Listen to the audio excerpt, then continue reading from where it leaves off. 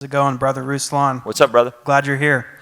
So, as you may know, Texas is kind of the hot spot for Word of Faith / prosperity gospel churches, especially in the DFW area. So my question to you is, if you were confronted with someone that was indoctrinated by the false gospel of prosperity and Word of Faith, name it and claim it, whatever you want to call it, what's kind of the elevator pitch that you would tell them just to kind of, I guess, assist them in maybe giving them kind of a conviction about, maybe just get them to think about what the doctrine is of the prosperity gospel? Like, what would you say to them just to get them thinking? Yeah, I would say God created a cause and effect reality. He's not a genie in the sky that's just going to sprinkle money on you if you believe hard enough. And even if he did, it wouldn't be good for you. Because I love giving my kids good things, but I can't feed my kids ice cream 3 times a day. Proverbs says that an inheritance attained too early in life is not a blessing in the end. The story of the prodigal son is someone that inherits a lot of wealth without having to work for it.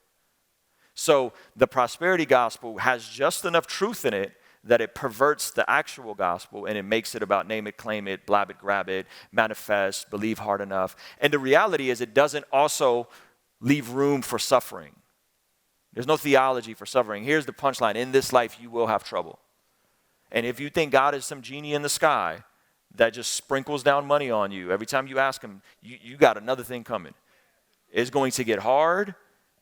There's a lot of darkness in this world. That doesn't mean that our little light can't shine bright. And so, yeah, I would say, 1, we live in a cause and effect reality. 2, you getting all your wildest desires may actually ruin you if it's not done on the other side of walking through a process. And then 3, I would say you will be disillusioned with it if you don't have a theology for suffering, because we will suffer. Some of you guys have been through awful things in your life, and you've persevered nonetheless. And odds are there's going to be other things that are hard. And that oftentimes those hard things are what consecrate us and conform us more to the image of Jesus. So, yeah, that's a great question. My name's Ambrose. I'm a graduate, future speaker, pastor, preacher. God tells us to learn to be comfortable being uncomfortable. Mm-hmm. How can we stay in humility and humbleness even in our discomfort, especially when we don't know the answer to every question? Sometimes discomfort is there to consecrate us.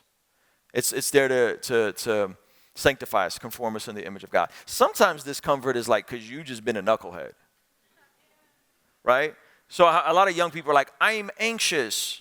And it's like some of you guys got real anxiety because you've been sinned against, maybe because you have an anxiety disorder, something happened, there's something off in your brain chemistry. Other times you have anxiety because your body is like, stop doing what you're doing. It ain't working. Go to sleep earlier, wake up, go outside, touch grass, get in your Bible, get around people, right? And so I would say it would depend on what type of anxiety we're dealing with, right? And the worst thing you could do is sedate. The worst thing you could do is smoke weed, get high, look at porn, play video games, check out, right? So how do you walk in the discomfort? Is you first got to take inventory and say, is this because of my sin and my body is trying to tell me that something is wrong and I need to make some adjustments? Or is this no fault of my own? Someone sinned against me, life threw me a curveball, something happened, and it may not be your fault, but it's still your responsibility, right? Everything that happens in everything that happens in my household with my kids and my wife is not my fault.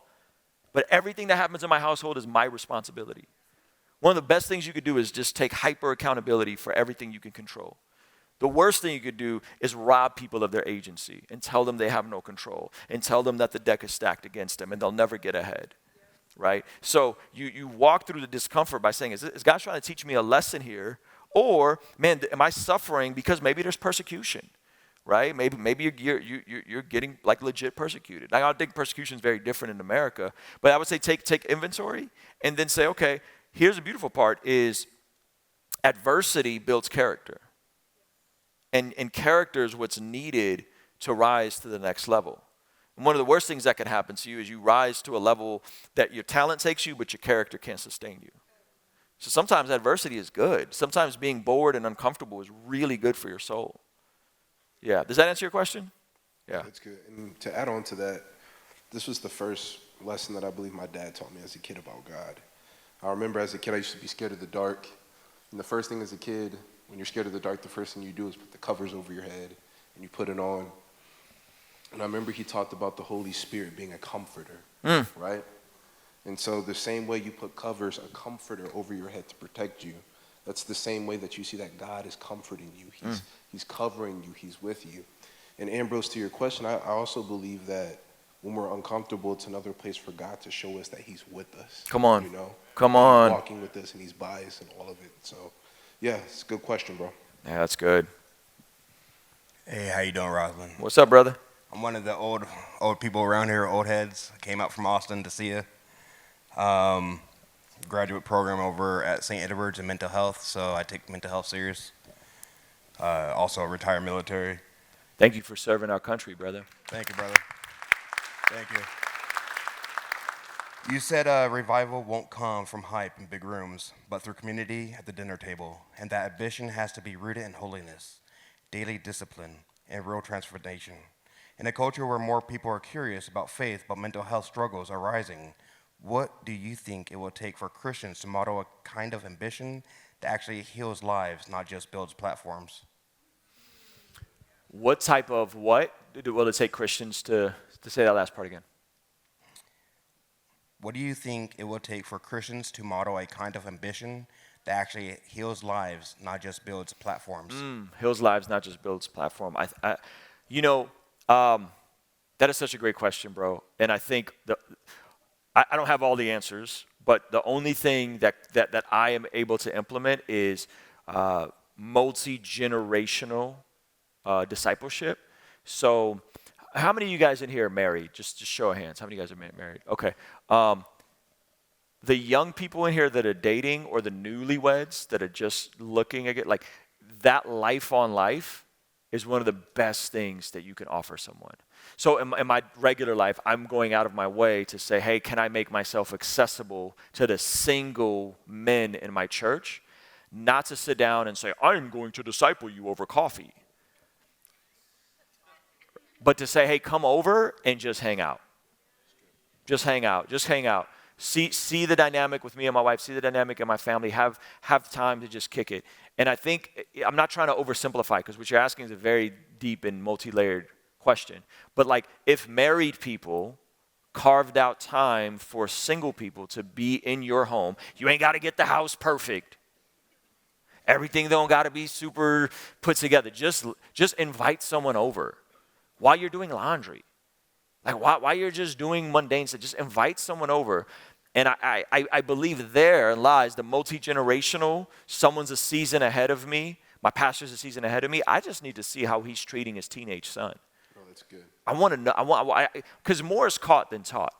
Yes. More is caught than taught. And so that life-on-life, multi-generational, I think that's where a lot of it is. And that's what worked for me. Yeah. It was me seeing my mentor talk to his wife, because I grew up in a house where it was normal for parents to curse at each other and yell at each other and argue in disrespectful ways. So me seeing a godly couple that you don't have to curse at each other to get a point across, that you can talk to your son without putting a belt on his butt. There's a lot of things that you can do to speak life. And I think that there's a lot of wisdom in what he just said. So Yeah, that's good. Guys, I'm ecstatic to be going on my first ever theater tour, the Godly Ambition Tour, coming to a city near you. This is what I need you to do. I need you to hit the link in the pinned comment below. And if your city is on this list, make sure you sign to join the waiting list. You will be the first to access tickets. We have March 21st, Houston, Texas. March 22nd, Dallas, Texas. Chicago, Illinois, April 10th. Pittsburgh, Pennsylvania, April 12th. Arlington, Virginia, April 25th, and New York City, April 26th, Los Angeles, May 9th, Clearwater, Florida, which is right outside of Tampa, May 15th, and Atlanta, Georgia, May 16th. So hit the link in the pinned comment or go to blessgod.co, hit live events, and if you see your city, hit join the wait list, and you just put in your information, you will be the very first to get information for ticket sales with a special code before they go public. So I can't wait to see some of you guys in person. We're going to have an amazing time. I believe live events are the most efficient way to help people transform their life. My life was transformed at a live event similar to this one, and so I can't wait to come together, show you guys some new music I've been working on, some spoken word poetry. I'll be doing a talk and a live podcast Q&A, just like you've seen me do over and over. So we'll also have some special guests. So again, hit that link in the pinned comment or go to blessgod.shop, hit the live tabs, and I'll see you on tour this spring. All right, peace.